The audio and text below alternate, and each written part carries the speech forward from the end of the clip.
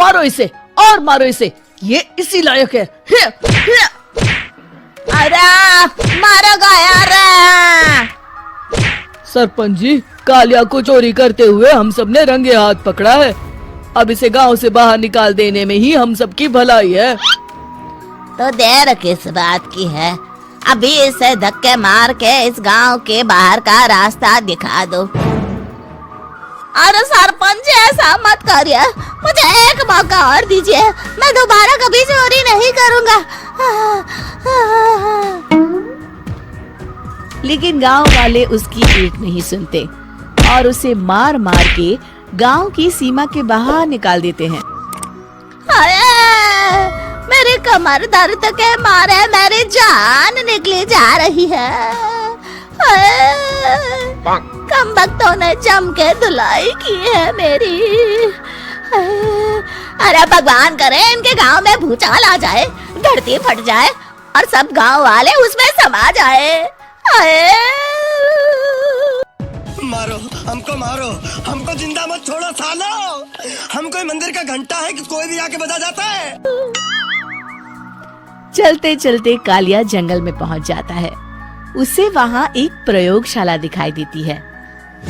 अरे इस जंगल में ये अजीब सा दिखने वाला घर किसने बनाया है, चल कर देखना पड़ेगा। कालिया प्रयोगशाला के पास चला जाता है।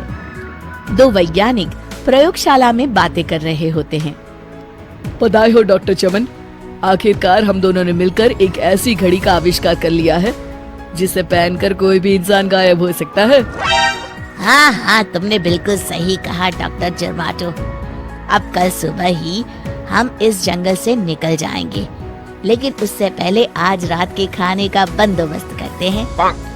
हाँ हाँ, मुझे तो बड़ी जोरों से भूख लगी है, चलो चलते हैं। दोनों वैज्ञानिक वहाँ से चले जाते हैं। उनके जाते ही कालिया प्रयोगशाला में दाखिल होता है। अच्छा तो ये बात है। कालिया बड़े से कांच के अंदर रखी घड़ी को बाहर निकाल लेता है और अपनी कलाई पर बांध लेता है। फिर घड़ी में लगा बटन दबा देता है। कालिया को एक जोरदार झटका लगता है। कालिया अपने आप को आईने में देखता है तो उसका पूरा शरीर पूरी तरह से गायब हो चुका होता है। अब तो जो चाहे वो कर सकता हूँ। सबसे पहले मैं उन सभी को सबक सिखाऊंगा। गांव वालों, मैं आ रहा हूँ। कालिया गांव की ओर चल पड़ता है। थोड़ी देर के बाद दोनों वैज्ञानिक वहां आते हैं। अरे ये क्या, लगता है कोई हमारी घड़ी चुरा कर ले गया है। ये देखो पैरों के निशान। अब क्या होगा, अगर वो घड़ी किसी गलत हाथों में पड़ गई तो अनर्थ हो जाएगा। तुम चिंता मत करो, हमारी घड़ी में जो बैटरी लगी है ना, वो सिर्फ 24 घंटे चलेगी। उसके बाद वो घड़ी काम करना बंद कर देगी। उधर दूसरी तरफ गांव में सरपंच अपने घर में सो रहा होता है। तभी एक आहट से उसकी नींद खुल जाती है। अरे कौन है वहाँ? बड़े मजे से सो रहा है, आज मैं तुझे नहीं छोड़ूंगा। कालिया पास में पड़ा डंडा उठाकर सरपंच की पिटाई शुरू कर देता है। ये ले, ये ले, इसी लायक है, ले। आप मर गए। अरे ये क्या हो रहा है? अरे कोई बचाओ मुझे, मेरे घर में भूत आ गया है। सही कहा, मैं भूत ही तो हूँ, ये ले। अरे भूत जी, मैंने आपका क्या बिगाड़ा है, मुझे छोड़ दीजिए। आपको क्या चाहिए? तेरे घर में जितना भी पैसा है ना, मुझे ला कर दे दे, तब मैं तुझे छोड़ दूंगा और यहाँ से चला जाऊंगा। सरपंच अपनी तिजोरी से पैसे निकालकर एक बड़े कपड़े में बांधकर जमीन पर रख देता है और कालिया वो सारा पैसा लेकर वहाँ से चला जाता है। दूसरी तरफ जमींदार गांव के चौराहे पर खड़ा कुछ लोगों से बात कर रहा होता है। इस कमीने जमींदार ने भी मुझे बहुत पीटा था, इससे भी बदला लेना तो बनता है। हाँ? जमींदार अचानक अपने आप को चांटे मारने लगता है। अरे भाई ये क्या हो रहा है?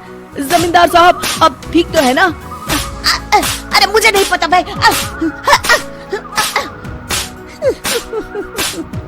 अरे मर गए रे, ये तो पक्का किसी भूत प्रेत का काम है। जमींदार के अंदर कोई भूत आ गया है। इससे पहले कि ये हमारे अंदर आ जाए, मनोहर भाई अपनी जान बचानी है तो भागो यहाँ से। ये क्या? अरे बाप रे बाप, मुझे तो भूतों से बड़ा डर लगता है। मैं तो चला यहाँ से। अगली सुबह इस घटना से पूरे गांव में दहशत फैल जाती है। सभी गांव वाले आपस में बात करने लगते हैं। अरे भाई, पता नहीं कहाँ से हमारे गांव में एक भूत आ गया है। उसने कल रात को सरपंच और जमींदार की खूब पिटाई की और उनके सारे पैसे भी लेकर चला गया। हाँ भाई हाँ, ये भूत तो मुझे बड़ा अजीब लगता है। मेरी समझ में नहीं आता कि भूत उन पैसों का करेगा क्या। अरे तेल में पकोड़े बना के तलेगा बेवकूफ। इस बात की चिंता करके कहीं वो भूत हमारे घर में ना आ जाए। तुम बिल्कुल सही कह रहे हो आर्या, मैं भी इसी बात से घबरा रहा हूँ। अच्छा, अब मैं अपने घर जा रहा हूँ। तुम सब भी अपने अपने घर चले जाओ। उस भूत का कोई भरोसा नहीं है। तीनों वहाँ से चले जाते हैं। दूसरी तरफ कालिया सारे पैसों को एक खंडर में छुपा देता है। इतने सारे रुपए तो मैंने अपनी पूरी जिंदगी में एक साथ कभी नहीं देखे। इस तरह कुछ दिनों में मैं अमीर बन जाऊंगा। आज मैं उस मोटे बब्बन को अपना शिकार बनाऊंगा। सुना है दहेज में बहुत सारे पैसे और गहने मिले हैं उसे। रात होते ही कालिया बब्बन के घर में घुस जाता है। हाँ, मिल गई तिजोरी। अब जल्दी से इसे खोलकर सारे पैसे निकाल लेता हूँ। अरे खुल जा खुल जा। खुल गई। कालिया पैसे थैले में भर ही रहा था कि तभी बब्बन उसके बगल में आकर खड़ा हो जाता है। भाई क्या कर रहा है हाँ? अरे हट। अरे तेरी इतनी हिम्मत, मैं तेरे सामने खड़ा हूँ और तू फिर भी मेरी तिजोरी से पैसे चुरा रहा है। अरे मैं तो गायब हूँ, तू मुझे कैसे देख रहा है? कालिया अपनी घड़ी को देखता है। अरे इसे क्या हो गया है? हाय, लगता है बैटरी खत्म हो गई। अच्छा, तो आज मैं तेरी बैटरी अच्छे से चार्ज कर देता हूँ। अरे भाग्यवान, जरा मेरा डंडा तो लाना। ये मोटा मुझे नहीं छोड़ेगा। अरे भागो। कालिया भागकर घर के बाहर जाता है। बाहर सभी गांव वाले हाथ में डंडा लिए खड़े होते हैं। अच्छा, तो तू वो भूत है? मुझे माफ कर दीजिए सरपंच जी, मैं आपके और जमींदार जी के सारे पैसे लौटा दूंगा और आज ही हमेशा के लिए ये गांव छोड़कर चला जाऊंगा। शिक्षा, बुराई ज्यादा दिन की मेहमान नहीं होती, एक दिन उसका अंत हो ही जाता है।